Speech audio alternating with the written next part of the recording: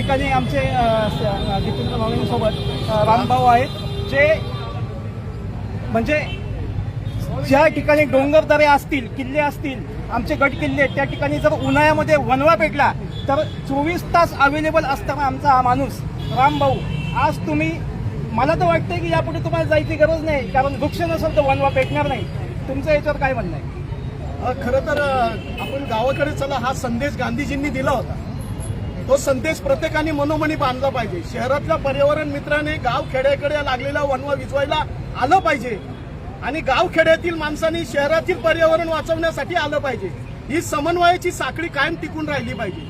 दुसरीकडे असं आहे का इतक्या मोठ्या प्रमाणात वणवा लागतो आणि लाखो झाडं जळून नष्ट होतात, जैवविविधता नष्ट होते, वन्य प्राणी पक्षी यांचा अधिवास नष्ट होतो, ते विस्थापित होतात. इतक्या मोठ्या प्रमाणात वणवा कालच्या दिवशी 4 ठिकाणी वणवा लागला. कोलेधरला लागला, दोडक किल्ल्याला लागला, रामशेजला लागला आणि दरी माता देवस्थानच्या पर्यावरणीय क्षेत्राला वणवा लागला. अशा एकूण या वर्षी यंदा कमीत कमी 40 ठिकाणी वणवे लागले. पण पर्यावरण खातं, वन खातं याच्याकडे गांभीर्याने बघत नाही. त्यामुळे हा वणवा थांबवण्याच्या दृष्टीने जे मोठे प्रयत्न केले पाहिजे ते केले जात नाही. आम्ही पर्यावरण खात्याला आणि वन खात्याला सातत्याने पत्रव्यवहार केला. त्यांना सांगितलं की वणवे विझवण्याचं काही तंत्र आहे, म्हणजे ओल्या बारदाण्याने ती उलट्या बाजूनी वणवे विझवले जातात बडवून. आणि दुसरीकडे पाण्याचे जर तुम्ही शिकार पंप घेतला, त्या पंपाने सुद्धा वणवा विझवता येतो. किंवा द्रोण असतो, जो फवारणी करायचा द्रोण आहे, त्याच्या माध्यमातून दूरवरच्या वणव्याला आपण विझवू शकतो. असे काही पर्याय आहेत. त्याचबरोबर डोंगर माथ्याला, टेकडीवर जाळपट्टी उभारणीच्या कामासाठी शासन मोठ्या प्रमाणात फॉरेस्टला पैसे देतं.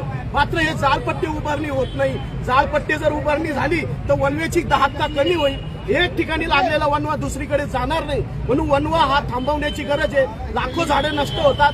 ज्या पद्धतीने तपोवनाच्या आंदोलनाला आपण आलो आहोत, त्या पद्धतीने पर्यावरणाचा, निसर्गाचा, जैवविविधतेचा, वन्यजीवांचा, पक्ष्यांचा अधिवास थांबवण्यासाठी सुद्धा आपण सगळ्यांनी आपलं स्वतःचं योगदान देणं गरजेचं आहे. आणि ज्या ज्या अपप्रवृत्ती आपल्या निसर्गाच्या विरोधात उठल्या आहे, त्यांच्या विरुद्ध दंड थोपटून उभं राहण्याची आज गरज आहे. आणि ती गरज आता आपल्याला दाखवण्याची गरज आहे. कारण ऑक्सिजन देताना, प्राणवायू देताना झाड विचारत नाही बाबा तू मोर्चाला आला नाही किंवा मोर्चाला आला, असं काही नाही. पण या नाशिकच्या प्रत्येक घरातील प्रत्येक माणसाने या मोर्चाला येणं गरजेचं होतं. कारण नाशिकमध्ये सध्या या वर्षी उन्हाळ्यामध्ये इतका मोठा चटका वाढलेला आहे की टेम्परेचर हे 40 डिग्री सेल्सिअसच्या आसपास झालेलं आहे. म्हणजे विदर्भाला मागे टाकतो की काय, अशा पद्धतीचं तापमान वाढ नाशिकला होत आहे. हवामानात बदल होत आहे. उन्हाळ्यामध्ये गारपीट होते, बेमोसमी पाऊस होतो, अवकाळी होते, शेतकऱ्यांची शेती नष्ट होते. पण या सगळ्या गोष्टीची तक्रार करण्यापेक्षा आपण आता पर्यावरण वाचवण्यासाठी स्वतः समर्पित भावनेने यामध्ये सहभागी होणं ही काळाची गरज आहे. भाऊ, ते करणं अतिशय गरजेचं आहे. त्यासाठी आपण समर्पित आहे. त्या पद्धतीने समाजातील सर्व घटकांनी आता निसर्ग, पर्यावरणाच्या जवळ जाऊन त्याचं संवर्धन, जतन आणि संरक्षण करणं ही काळाची गरज आहे. आमचे सोमाभाऊ कुराडे हे